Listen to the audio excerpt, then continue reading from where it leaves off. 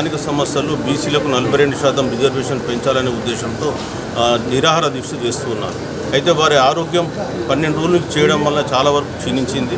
వారికి ముఖ్యంగా kidney problems ఉన్నాయి. వారు ఆల్రెడీ డయాబెటిక్ పేషెంట్, అదేవిధంగా హైపర్ టెన్షన్ పేషెంటు.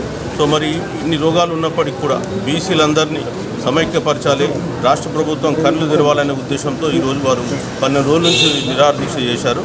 సో ఈరోజు అన్ని పార్టీల వాళ్ళు, ముఖ్యంగా ఈ పార్టీ ఆ పార్టీ అనేం లేదు, కమ్యూనిస్టుల నుంచి అన్ని పార్టీలు కూడా ఇందులో పార్టిసిపేట్ అయినాయి. అందరూ కూడా యునానిమస్గా సిద్ధేశ్వర్ గారిని మీరు విరమించండి నిరాహార దీక్ష, మనం ఉద్యమాన్ని ఇంకో రూపంలో ముందుకు తీసుకెళ్దాం, ఈ ఉద్యమం ఆగేది లేదు, ఈరోజు బీసీలు చైతన్యవంతమైనారు, మీరు వద్దన్నా కాదన్నా ఉద్యమాన్ని వాళ్ళే నడుపుకునేటువంటి స్థాయిలో వచ్చారు. రాష్ట్ర ప్రభుత్వం ఏదైతే కామారెడ్డి డిక్లరేషన్ ఇచ్చిందో ఆ డిక్లరేషన్ అమలు చేసేదాకా ఖచ్చితంగా మేమందరం కూడా ముందుండి నడుస్తామని చెప్పడం జరిగింది. సో మరి ఇంతవరకు కూడా డిస్కషన్ జరిగినాయి. సో ఉద్యమాన్ని ఇంకా ముందుకు తీసుకెళ్లాలనే ఉద్దేశంతో మా తెలంగాణ బీసీ ఇంటలెక్చువల్ ఫోరం ఉంది.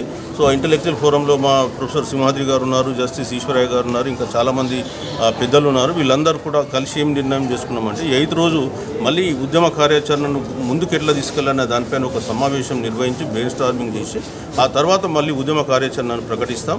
సో మరి ఈ ఉద్యమం ఈ రోజుతో ఆగినట్టు లెక్క కాదు, ఇది కేవలం ఒక కామ. ఖచ్చితంగా ఈ ఉద్యమాన్ని రాబోయే కాలంలో ఇంకా ముందుకు తీసుకెళ్ళి కామారెడ్డి డిక్లరేషన్ అమలు, ఆ తర్వాత ఇంకా వేరే స్థాయిలో కూడా బీసీల డిమాండ్స్ ఉన్నాయి, ఆ డిమాండ్ల సాధన కొరకు ముందుకు తీసుకెళ్తామని మీకు తెలియజేస్తాం.